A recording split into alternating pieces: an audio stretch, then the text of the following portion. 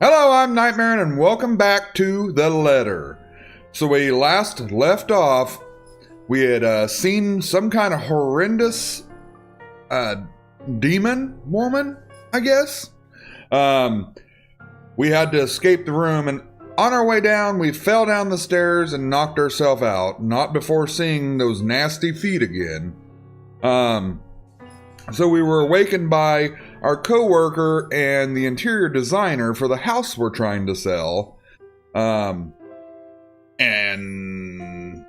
nobody believes us. Of course. They think we're nuts. We're going to get right back into it here where we left off.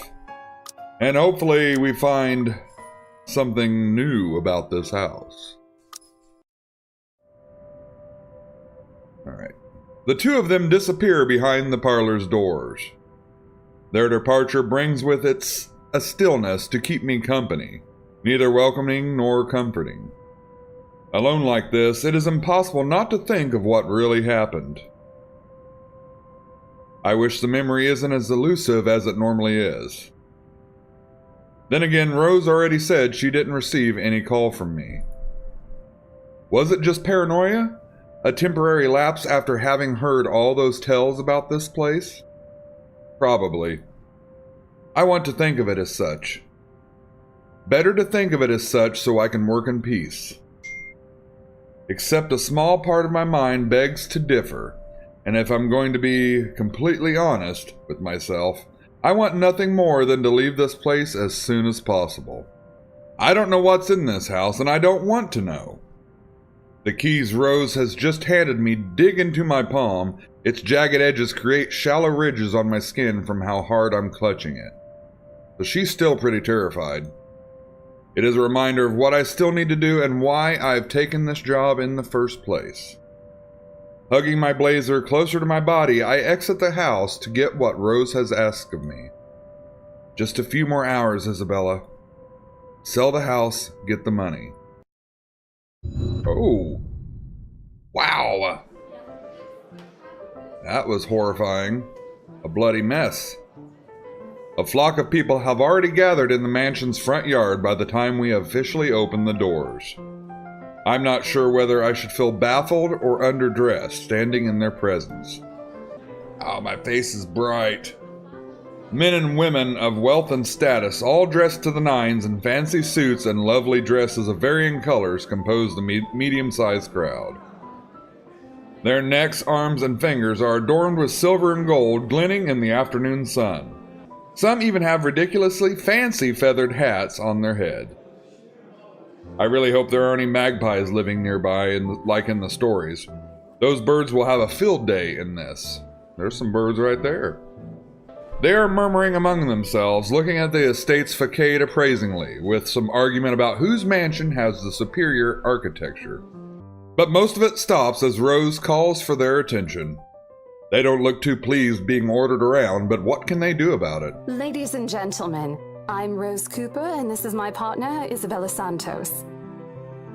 We'll be taking a tour of the mansion in 2 groups. Please make sure you filled up our sign-in forms before joining a specific group. Those who want to look around the first floor, please follow my partner. I'll be guiding the ones who wish to see the ground floor. Hearing this, a few wander to me. They are mostly old ladies who seem daunted at the idea of climbing all those stairs. Miss McCullough also joins our group, but what really catches my eye is the elegantly dressed pair she approaches. It's so nice to finally meet you! When Chief Inspector Lee mentioned that a famous interior designer is in town, I knew I had to get you!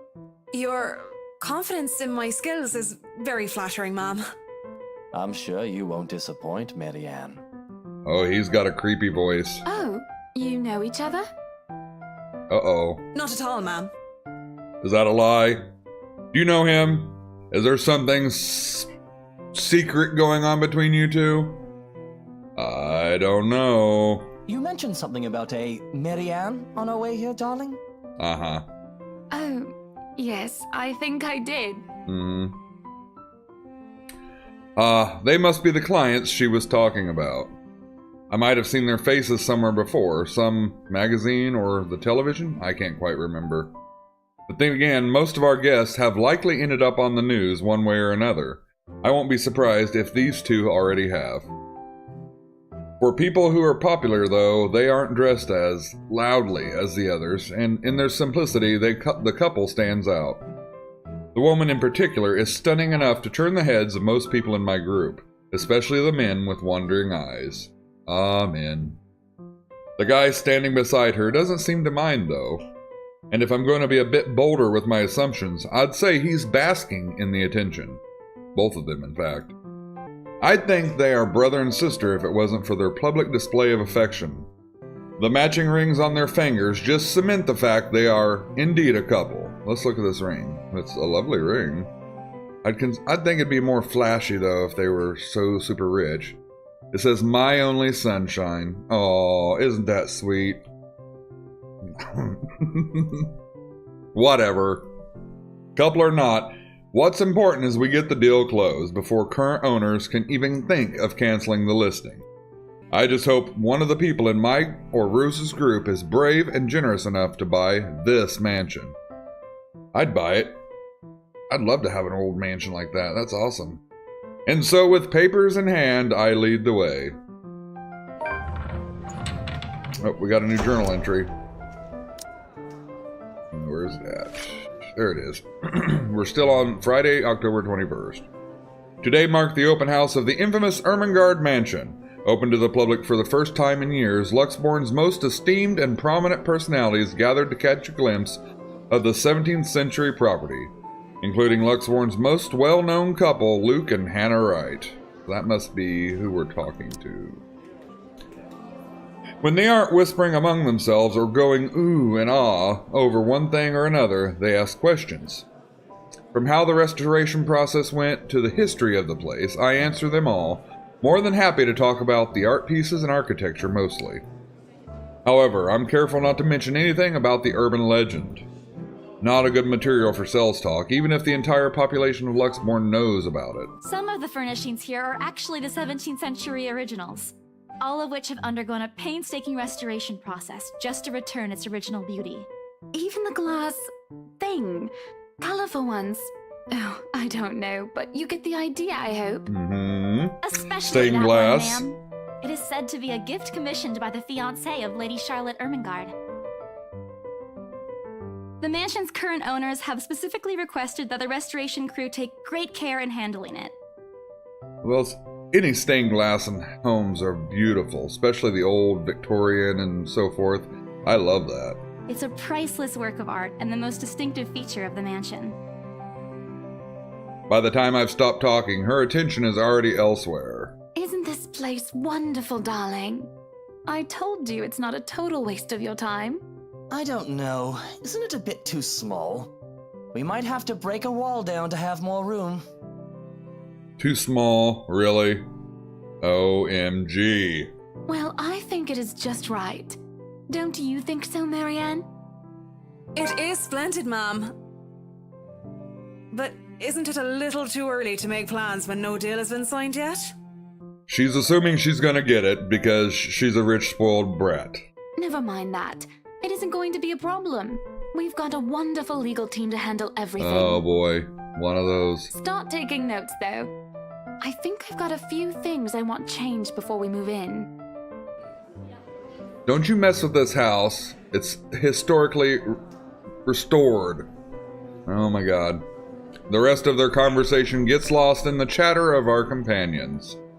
I don't want to make any assumptions yet, but the sheer interest is enough to give me some semblance of hope. Oh, please, please, please let these guys be the one. Eventually, our group reaches the kitchen. Much like the rest of the house, a great deal of effort has been put into retaining the room's classic appeal. I love the open hearth. And this must be a wine cellar, maybe? I'm not totally sure, but... The open hearth at the end of the room in particular looks amazing, like the ones I've only seen in fairy tale books. And mad props to the cleaning crew. Seriously, after overhearing hundreds of their complaints about soot and tar staining the bricks and how much of a pain in the arse cleaning this will be, they still managed to pull this off. Or make it look presentable at least. The highlight of the room, however, is what's underneath this hatch here. Oh, don't say anything yet. An underground wine cellar. This is the first time the guy in gray speaks up. Mr. Luke Wright. My memory supplies from the forms they signed earlier. His sudden attentiveness catches me off guard since the start of the tour only his wife has shown any form of genuine interest in the place. But this time something lights up in his eyes at the mention of the Undercroft. What's so interesting about a basement? I really don't understand rich people sometimes. Right now he just gives me the impression of a child who has seen what he absolutely wants for Christmas. I've always found it cute whenever I see children act that way, my younger siblings especially. On a grown man? It's almost funny. Yes, sir. It could house around 7,000 to 11,000 bottles of wine. Wow. Truly. And the room, how was it built? The bricks that were used to build the cellar have been carefully picked for the purpose of maintaining and preserving a constant temperature and humidity in the room. It's a good place to keep your private collection in if you have one, sir. It keeps the corks in good condition. Oh, love. Didn't you say before that you wanted to make your own personal vineyard? Perhaps you could start one here. You know we're going to need space for that, darling. There's not enough space here? Really? And this isn't big enough? If it's space you're worried about, sir, the Ermengarde mansion sits on a 46-acre lot. There's plenty of room for it. I'd say. We were told that the original owners had a horse stable built here before, too. There's a contemplative expression on Mr. Wright's face, but he doesn't say anything further. His wife, however, seems really pleased that he has started to show interest, if only a little. I smile to myself. I may not completely understand how these people's minds work, but I sure as hell know how to spot a buyer with sincere interest. Score! I can't wait to tell Rose. The rest of the tour goes by without a hitch. After more than half an hour, we are able to cover almost every room in the ground floor and are heading to the parlor. Funny, the first time BRC had us survey this property, I kept complaining to Rose how big it is. Now I can't even bring myself to care no matter how much my feet hurt. Maybe this is just my excitement over a possible sale. I'd be excited about it.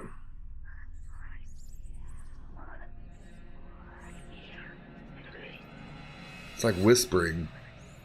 Can you guys hear that? That's really creepy.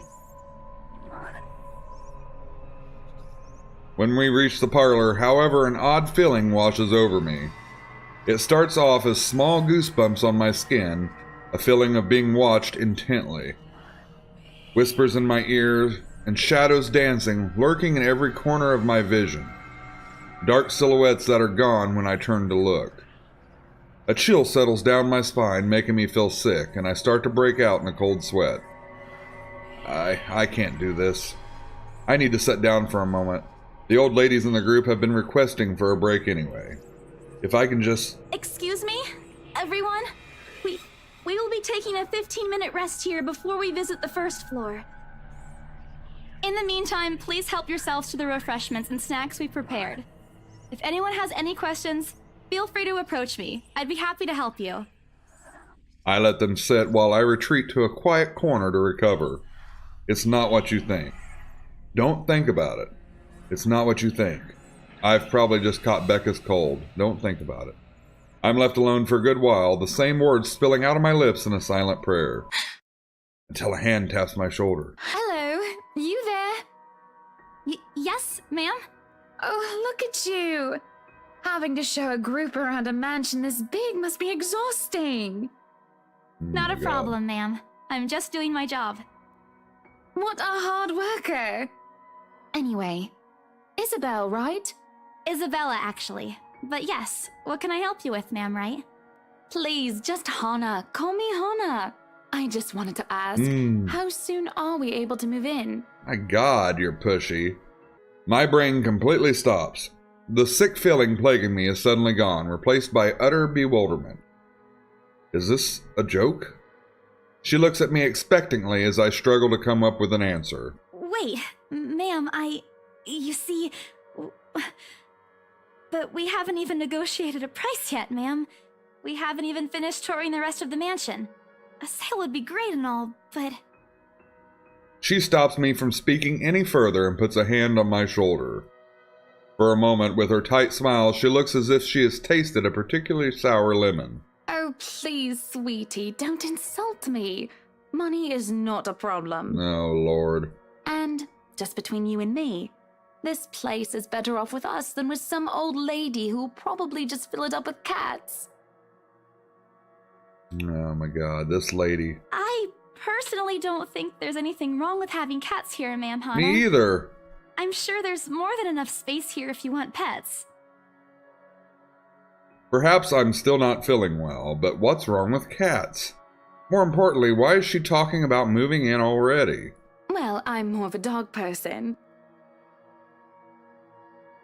Oh, well, I like dogs. I have chihuahuas, but I like cats too. I don't care. But you see, this is going to be a gift to my darling. It's going to be our anniversary soon. And it would be so wonderful if you can secure its purchase for us. No, she's trying to bribe us. Why, I can even offer something extra if you help us out with the paperwork. Yep, here we go.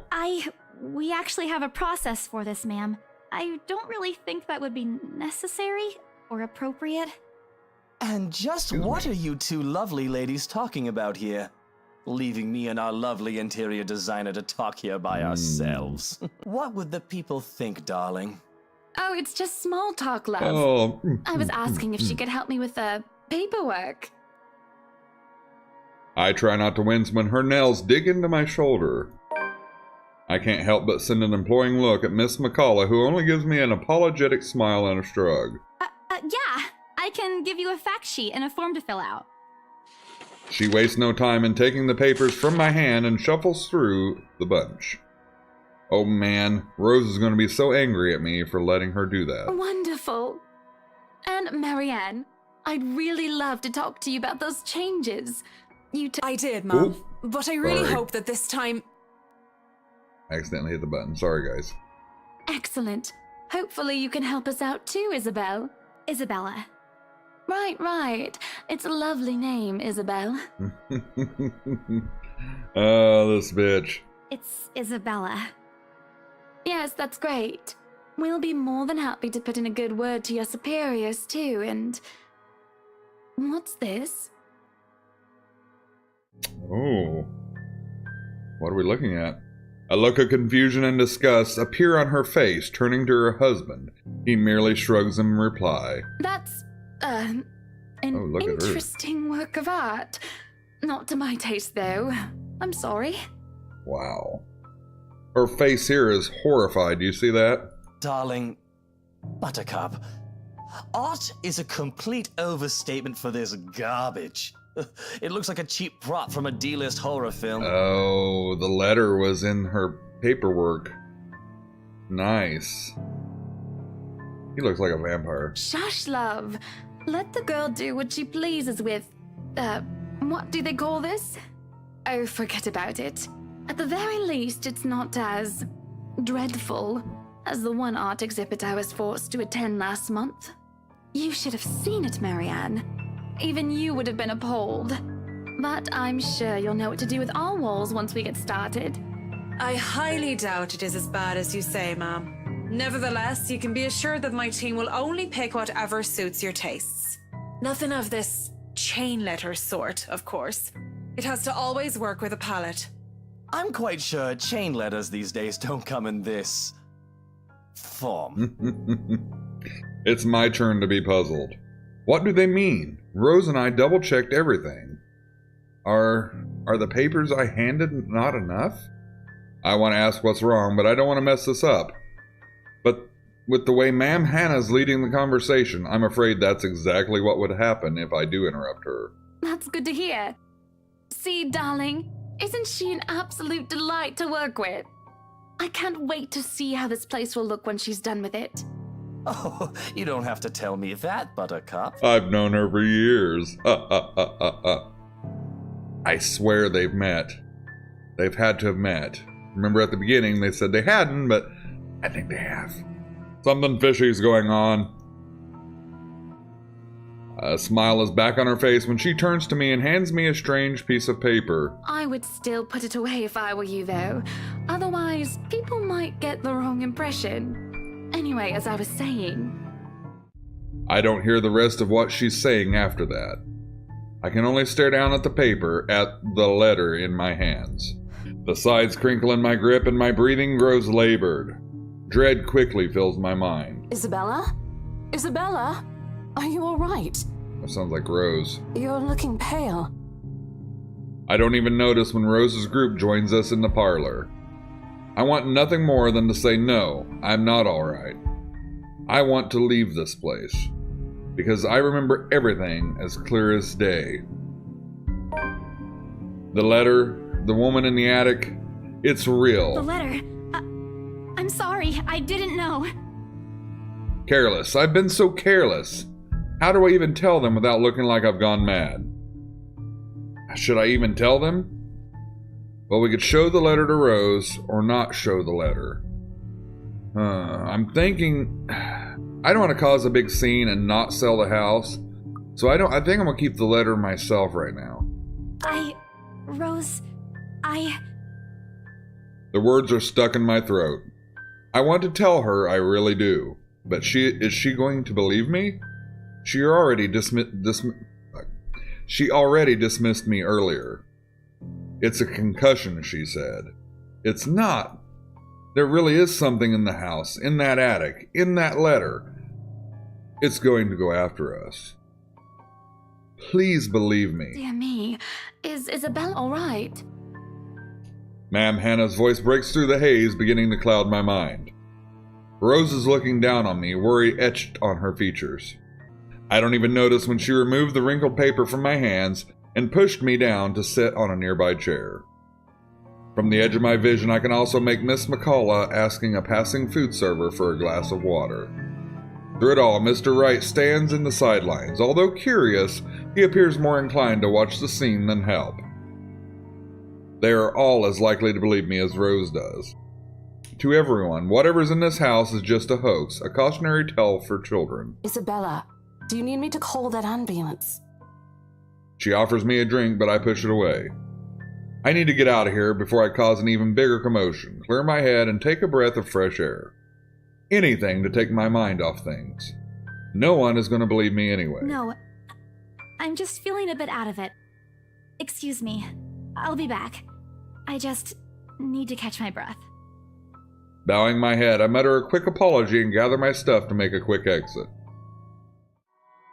It doesn't matter if this place is haunted or not. I've caused enough trouble, and Rose can be quite unforgiving of behavior like this. I'm almost at the door when she catches up to me. Isabella, wait! I'm going to look at our relationship thing here real quick. Marianne grew more. The apprehension must have been quite obvious on my face because her expression instantly shifts to something gentler. Eyes softer, a fond smile spreading on her lips. Hey, I'm not angry. I know. I'm sorry I ruined this for you. Come on, you didn't ruin anything. It's not like we haven't ran into any problems before. If we don't get a deal today, we can always try on a different day. And look. She hesitates, completely trailing off before shifting her gaze down to her hands, a small gesture to stall. Her fingers are fiddling with a piece of folded paper. It's that stupid letter again. My hands stiffen when she gives it back, but I take it nevertheless, more as an automatic response than any desire to have it back. I'll throw it away if I can. But I have this nagging feeling that one way or another it'll find its way back to me, regardless of what I do about it. Rose, this is... You have to let them know about... I know you want us to get this sale so badly. And we've made a lot of plans on how to go about this. I mean, who wouldn't? This is the first time I've been assigned to a property like this. I've sold plenty of houses before, but nothing like what we have here. It's a beautiful house. I'd love to get one of my own if I ever win the lottery. But I think... Look, here's the thing, Isabella. If we are going to do this, work on something, I don't know, this big, I need you in top shape. Sorry, guys. I'm clicking. My mind stops. What? Wait. No, I can still work. I just need to get myself together. So she thinks we're crazy. That's what you said earlier.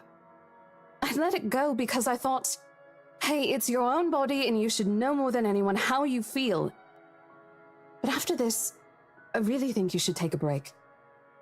I'm just stressed out, Rose. Leave me alone and let me get some air and I'll be fine. You're kicking me out? No, I'm not. Look, all I'm asking is for you to take a seat somewhere I can see you, and let me handle this for now. You're clearly not yourself, and I honestly could use some time not worrying when you'll fall over or not. The day's not even over, and I'm already feeling the stress. Please, humor me just this once. She clasped her hand together in front of her, eyes pleading for understanding. And I do understand, to some extent. That doesn't mean I'll feel any less awful. Whether at myself, at the unlucky turn the situation has taken, or for her, I really don't know. I promise I'll give you a full report of what happens after. I'll even let you take the lead tomorrow. Oh, well, thank you, Rose. Fine. Okay. I'll step aside for now. You're upset. A little, yeah, obviously. If it's any consolation, I won't tell the boss about today. You know how he is. Thanks, Rose, for not being a bitch. Please don't. I don't want a repeat of the lecture I got during my first assignment. He called me a noob, and I don't even know what that means. My throat's dry. At the memory, we both burst into helpless giggles, earning us strange looks from the guests milling about the door. Talking and laughing like this, it's easy to forget any mishaps that happened. Little things you learn to appreciate, I guess. So, are we good? I'm still not okay with it, but Rose has a point. It's better for me to step out of this one for now. I won't be able to help you anyways if I keep getting distracted like this. Maybe I'll just take a walk outside or something while I wait for you to wrap things up. Please, just stay put. I insist. I'm not an invalid, Rose. You clearly have not seen how you looked earlier. It's not that bad. Color hasn't even returned to your cheeks yet. Just stay here, all right? Don't even think of going anywhere. Let me finish what I'm doing here, and then I'll take you back to Luxembourg myself to have that minor bump checked. At least wait for me to call someone who will fetch you, okay? She's gone before I can voice one word of complaint. Alright, I think I'm going to cut this episode here. I'm running out of time, so if you liked it, let me know in the comments below. I think I'm going to keep playing it unless you guys say otherwise that you don't want to see any more of it, but I've already got people message me to keep playing it, so... And telling me to hurry up and get episodes out faster. If you liked it, hit the like button like I said. Check out my other videos. Be nice to one another. And we'll meet in the next episode. See you guys.